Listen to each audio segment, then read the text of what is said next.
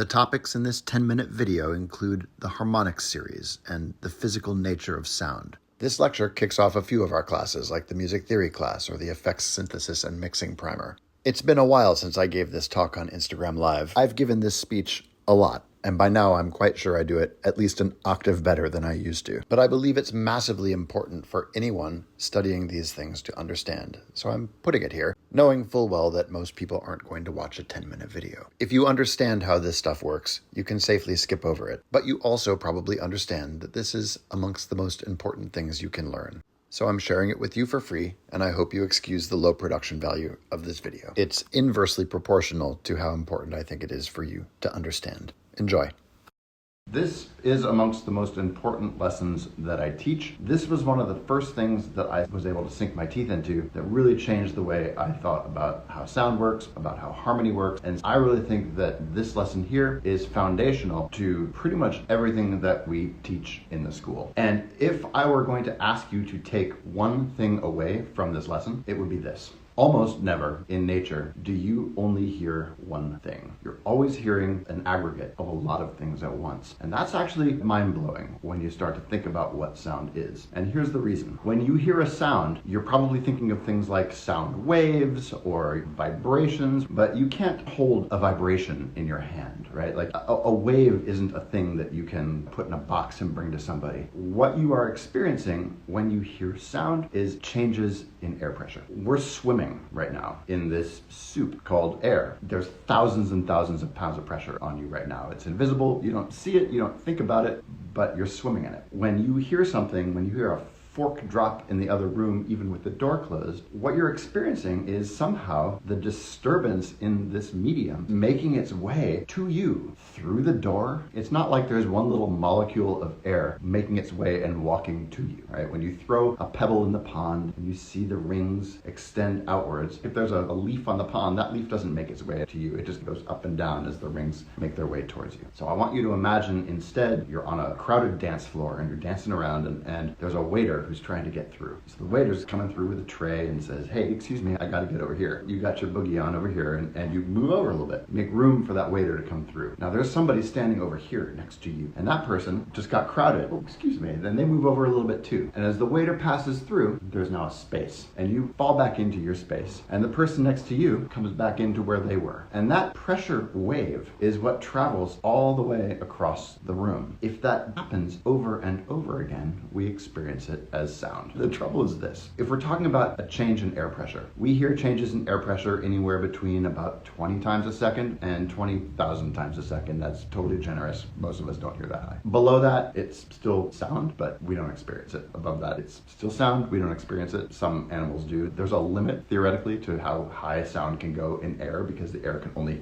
vibrate so quickly. But the air is spongy and moves back and forth. You are experiencing, within this narrow range, you're experiencing that as sound. And you are measuring the air pressure just like a barometer. And in fact, air pressure, when a low pressure front comes in, that's sound too, right? So the trouble is, there is only one air pressure at any point in time. Think about that. You are picking that up. It's pretty hard to reconcile then how you can hear two things at once. And yet we do. In fact, when you hear a piano string vibrate, you hear more than one thing at once. The string is vibrating like this. So when you have a string that's vibrating like this, it's going back and forth, and you are experiencing that as a sound, some single pitch. If you've ever pushed a kid on a swing and the kid says, "Faster," I have two kids and they both say that. Pretty much every kid gets on a swing and they're like, "Faster." But as it turns out, you can't push the kid faster. You can only push them higher because the speed of the swing is fixed based on the length of the string. If this string is this long and it's going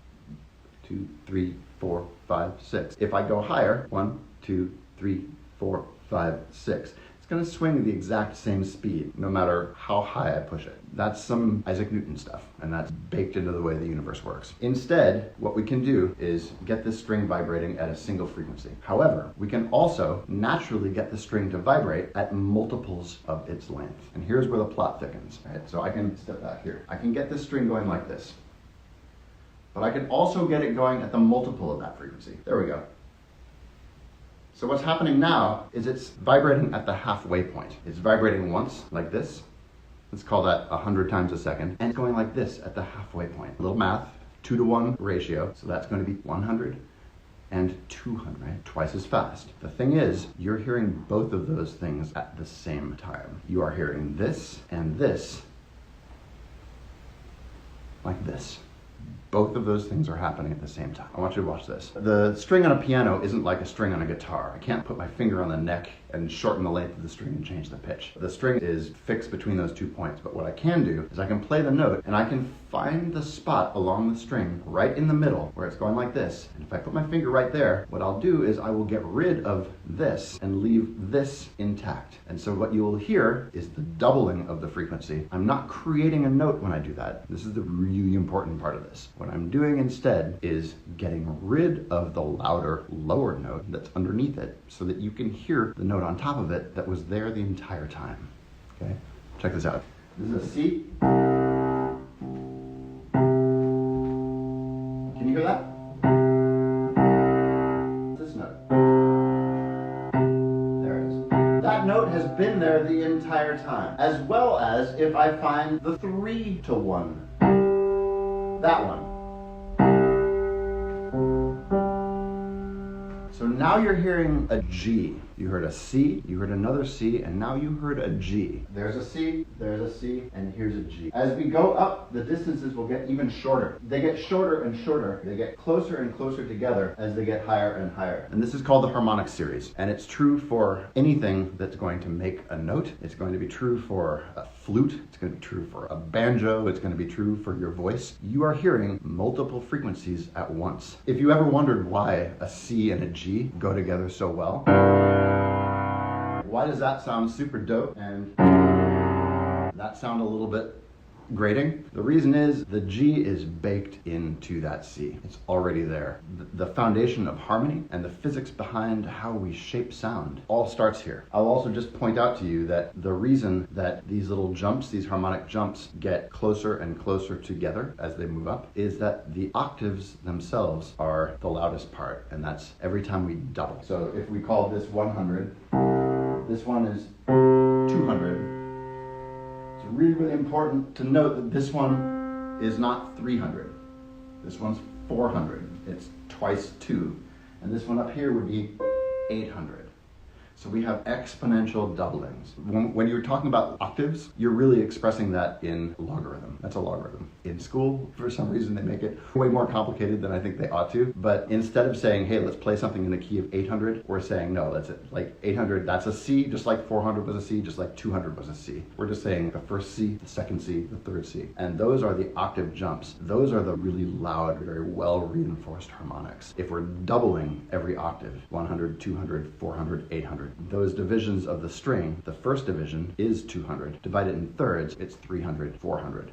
And so those increases don't make it as far to the next octave. The next octave is a big jump. So we get more and more notes. And you can see that in the way an equalizer is laid out. This informs a lot of what we do in music production. It informs a lot of the way we think about harmony and music theory. Half of music theory is learned like a language, but the other half of it is baked into physics. If you go to different cultures around the world, you'll find variations on tuning, certain different notes that are employed, but every culture on the planet employs an octave, and probably things like fifths and thirds, although tunings of those can sometimes be a little different than the way we do it for reasons I can't go into right now. And if we ever found life on Mars, they would probably have octaves too. Until some alternate universe somewhere where up's down and cats are dogs and day is night, then maybe they wouldn't have an octave. It would be a different thing. But the way physics works, as far as we know, is that materials behave in this way. And the fact that you are always hearing multiple things, almost always. When you're only hearing one thing, you're hearing a single sine wave. And you can reconstruct sine waves to basically describe any other wave shape. But when you hear a complex wave shape, what you are hearing is a buildup of lots and lots of different tones. And I'll just play some of those up the harmonic scale. And the last thing I'll do is I'll point out to you that you should try and listen for these notes even when I'm not putting my finger on the string, because they're in there. That's what I want you to listen for. Let's see if we can find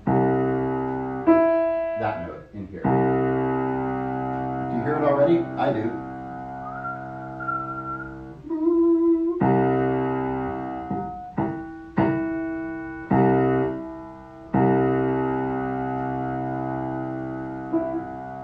See if we can find this one.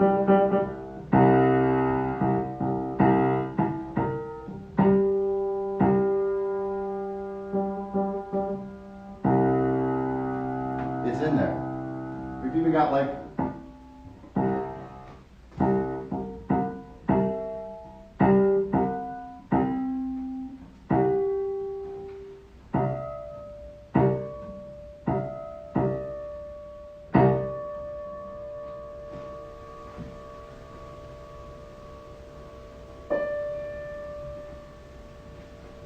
there's a D.